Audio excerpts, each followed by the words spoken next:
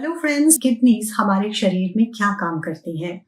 Kidneys are bean shaped organs जो हमारे शरीर के फिल्टर्स हैं। हमारे खाने के जरिए, मेडिकेशंस के जरिए जो भी टॉक्सिन्स बनते हैं शरीर में, उसको ये बाहर करने में मदद करती है। हमारी बॉडी का जो फ्लूइड मैनेजमेंट है वो किडनीज पर ही निर्धारित होता है। कुछ ऐसे हॉर्मोन्स हैं जो कि हमारे रेड ब्लड सेल्स को बनाने में मदद करते हैं, तो वो कहाँ बनते हैं? वो किडनीज में बनते हैं। So kidneys are our vital organs. लेकिन कई बार कुछ ऐसी दिक्कतें किडनीज में आती हैं जिसकी वजह से ना सिर्फ पेशेंट को बट पेशेंट की फैमिलीज को काफ़ी इमोशनल, फिजिकल और इकोनॉमिक बर्डन सहना पड़ता है।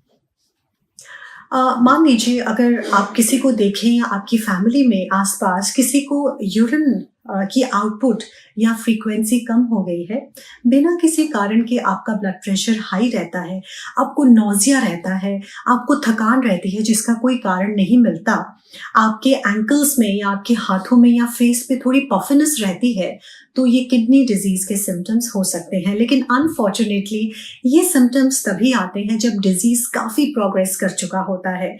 तो बहुत ज़रूरी है किडनीज के लिए अपने प्रिवेंटिव हेल्थ चेक्स करवाना, अपने ब्लड प्रेशर और डायबिटीज को कंट्रोल में रखना। Now coming to the nutritional management of kidney disease, सबसे पहले हम बात करेंगे कि अगर किसी को क्रॉनिक किडनी डिजीज है तो किस तरह की डाइट आपको लेनी चाहिए। जब क्लिनिक पे पहली बार कोई किडनी डिजीज के साथ आता है तो उनका सवाल जो है सबसे पहला यही रहता है कि हम प्रोटीन कितना ले सकते हैं, क्या हम अंडे खा सकते हैं, क्या हम पनीर खा सकते हैं, और दूसरा सवाल रहता है कि क्या हम पानी पी सकते हैं। इसका कोई एक जवाब नहीं है, बिकॉज कितना प्रोटीन आप अफोर्ड कर सकते हैं, कितना आप पानी अफोर्ड कर सकते हैं या फ्लूइड्स अफोर्ड कर सकते हैं, वो डिपेंड करता है कि किडनी की कौन सी डिजीज की कौन सी स्टेज है। जैसे अर्ली स्टेजेस में हम बहुत ज़्यादा फ्लूइड रिस्ट्रिक्शन नहीं करते, मॉडरेट प्रोटीन पे हम पेशेंट को रखते हैं। लेकिन आमतौर पर आपको मोटे तौर पे मैं बताना चाहूँगी कि सपोज अगर आपका वजन 68 या 70 केजीज है तो आप about 35 to 40 grams of protein afford कर सकते हैं।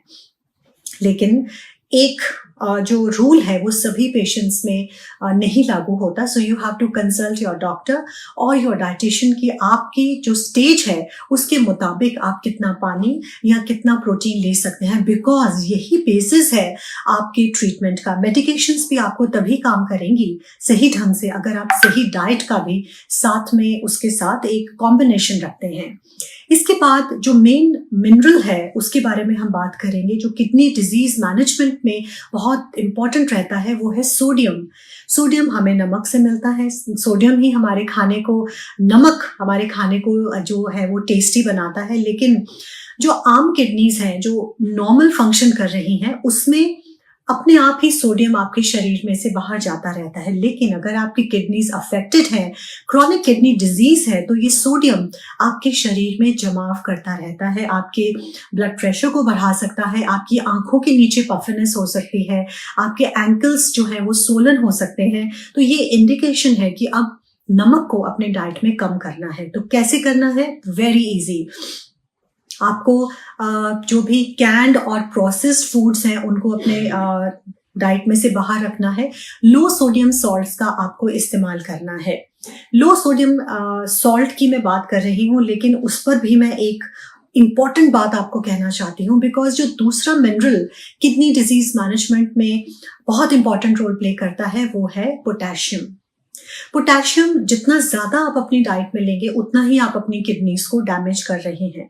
कैल्शियम और प्रोटीन, आप जो भी खाने होते हैं उनमें जिन खानों में कैल्शियम ज़्यादा रहती है उनमें प्रोटीन भी होता है। लेकिन एक बात यहाँ पे ऐड करने वाली है कि इन खानों में पोटेशियम की मात्रा भी ज़्यादा रहती है जो कि आपकी किडनीज को डैमेज कर सकती है। यहाँ सोडियम और पोटेशियम के बारे में एक बहुत ही इंटरेस्टिंग बात मैं आपको बताना चाहती हूँ, विच इज़ वेरी इंपॉर्टेंट, क्योंकि आपको एडवाइस किया जाता है कि आप लो सोडियम सॉल्ट लीजिए। लेकिन जो लो सोडियम सॉल्ट्स होते हैं उनमें पोटेशियम की मात्रा ज्यादा रहती है। सो यू हैव टू सी कि आप ऐसा ना करें कि सोडियम कम करने की आप एफर्ट्स में आप अपने पोटेशियम की मात्रा अपनी डाइट में बढ़ा लें। सो पोटेशियम को डाइट में कम रखने के लिए आपको डेयरी प्रोडक्ट्स को अवॉइड करना है, आपको बनानास को अवॉइड करना है। आपने देखा होगा कि पोटेशियम बूस्ट देने के लिए एथलीट्स को किसी भी इवेंट से पहले बनानास खिलाए जाते हैं, पोटैटोज खिलाए जाते हैं, बिकॉज उनसे उनका स्टेमिना बढ़ता है क्योंकि उसमें पोटेशियम रहता है। लेकिन अगर किसी को किडनी डिजीज है तो ये चीज़ आप अफोर्ड नहीं कर सकते, तो खाएं क्या? क्या चीज़ आपके लिए हेल्दी है? आप क्रैनबेरीज ले सकते हैं, आपके लिए एप्पल्स बहुत अच्छे हैं, पाइनएप्पल आपके लिए बहुत अच्छा है। सो ये सब चीज़ें आप अपनी डाइट में इंक्लूड कीजिए। ये तो हमने बात की कि क्या किडनी डिजीज आपके क्या लक्षण हो सकते हैं, कौन कौन से मेजर न्यूट्रिएंट्स का आपको ध्यान रखना है, लेकिन prevention is always better than cure. तो प्लीज आप अपनी किडनीज का ध्यान रखिए। अगर आपकी किडनीज नॉर्मली फंक्शन कर रही हैं तो सही मात्रा में पानी पीजिए। अपनी बॉडी को जो पेन किलर्स हैं उनसे अब्यूज ना कीजिए, बिकॉज ऐसा देखा जाता है कि बहुत ज़्यादा अगर आप पेन किलर्स लेते हैं वो आपकी किडनीज को डेफिनेटली अफेक्ट कर सकते हैं।